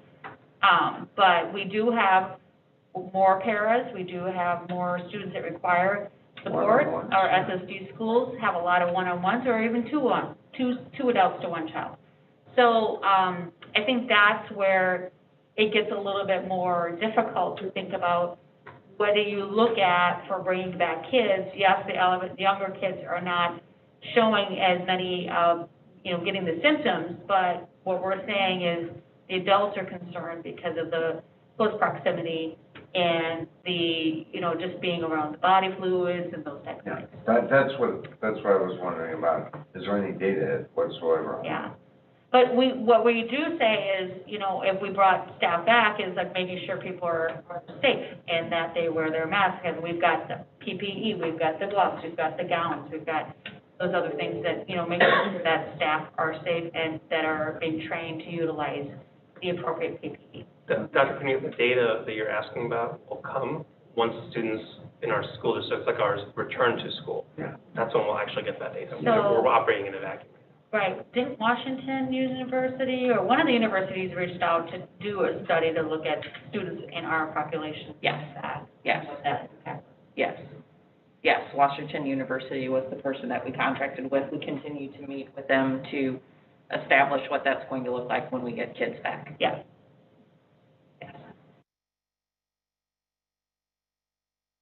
Any other questions?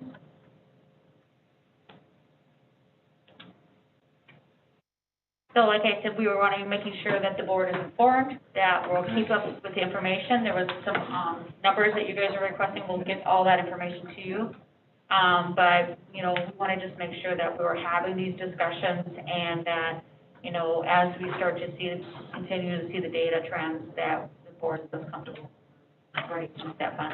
Just so that I understand,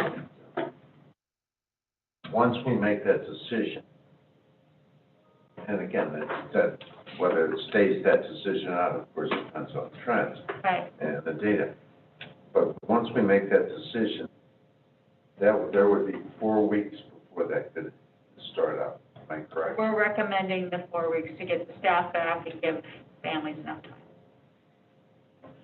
You don't need a vote on that 4 weeks, do you? No, we just want to make sure that once we're ready for it, the Yeah. board is ready to. Okay.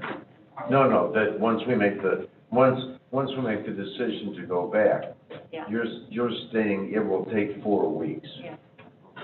That's what I think. I'll make sure. So we would be looking at almost near the holidays, most likely. Yeah, several districts are looking at not bringing anybody back until at least second quarter. Thanksgiving. Labor Day, no, I mean, Veterans. Thank you. All right. Exciting. Moving right along, would someone like to make a motion for an approval of the consensual agenda? So moved. Second. All in favor? Aye. All opposed? Action items. Okay, I believe 7.01. Didn't you say that one has been? It's resolved. It is resolved, so we don't need to deal with that one. Oh, okay. Would someone like 7.01, would someone move to accept? So moved. Is there a second? Second. Jan, you said that your question's been resolved. Does anybody else have any questions on this item? All right, all in favor? Aye. All opposed? Motion carries. 7.02, teacher for Lindbergh School District. Would someone like to make a motion to approve? So Second, someone? Second. Thank you. Questions, Jan? So I read your explanation about why we need 2 more teachers, and it just occurred to me that the question is, are we going to anticipate this happening in other school districts as time goes by? I can tell you, at this particular time, we do not have that request from any other districts. It's managing the virtual and the in-person is what's happening in some districts. Now, Lindbergh has been one of our highest student-teacher ratio, meaning they have higher caseloads. We did provide them additional staff last year. I think that we were able to provide it in a way that was really thoughtful and meaningful, but I think that's because they started to do our hybrid version, a virtual option, and in-person, so their schedules were really complicated, and so that it was just really difficult to manage it with the current staffing ratio. But I'm just saying in anticipation of other schools starting to do that as well, right? So one of the things that we're talking about each week with the directors and lead ACs is they're having meetings to plan for students to return in person, to be a part of those conversations initially, so that we can know ahead of time what the plans are, and if we have the staff to manage the caseloads, but also the schedules that they are creating and developing. Just last week, we had the superintendent's roundtable. We shared this information with superintendents across the county as well. One of the other requests that I've shared with all of the directors and lead ACs is, as they are having these conversations, when they get to those intense moments and when they are requesting, they have considerations that are out of our norms, that I am a part of those conversations, and I have been supporting, both our partner district staff and liaisons and administrators, as well as the SSD, directors and lead ACs with, thinking problematic around that to ensure that we're able to support the needs of our learners first, but also those schedules. And so we're helping them to understand that as they create these schedules, to really keep in mind how it will impact students who are receiving services in the initial stage. Great, sounds like you're gonna be out in front of the other districts. Yeah, Lindbergh was just the first one, Yes. and And I've been on every, I've participated in every meeting, with Lindbergh, and that's how we were able to come to the conclusion through processing and taking a look at the staffing that we have, the number of students and the schedules that they have created, that we were not able to truly support our staff as well as our learners, with the number of staff that we currently have. Great, thank you very much. Any other questions on this item? All right, all in favor? Aye. All opposed? Motion carries. All right, would someone like to make a motion for a closed meeting of the Board of Education on October 13th and 27th, 5:30 p.m.? We have it, and Dr. Esner second. All right, I need a roll call on this one, please. Dr. Asner? Yes. Dr. Faulkner? Yes. Dr. Goodman? Yes. Dr. Morgan? I'm Dr. Patrick? to comment, Vice President Brown? about Yes. Kylie King, about. President Cuneo? Yes. She sounds like she's having a better time. All right. Would someone like to make a motion of approval of minutes for past meetings? So moved. Second. All in favor? Aye. All opposed? Motion carries. Following items were approved in tonight's executive meeting: employment, resignations, retirements, salary adjustments, extra duty pay, and vacancy data. Termination of employment, permission to purchase 11.83, permission to explore the purchase of 11.3 acres. 2 settlements and superintendent goals for the 2020-2021 school year. Board communications, anyone? I have one, which is that, I attended the Ed Plus board meeting this past week, and, he spoke about the, superintendent forum that he's gonna be conducting to help the area move forward on issues of equity and diversity. Yep. Yeah, I thought that sounded interesting, get all the school districts on the same page in terms of what they may be, trying to achieve. Yes.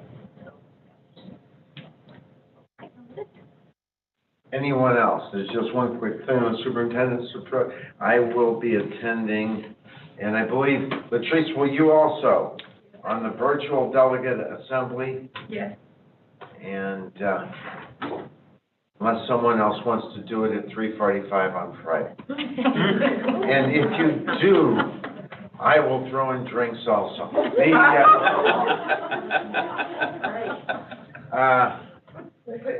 Please feel free to contact me. You have my email or phone number.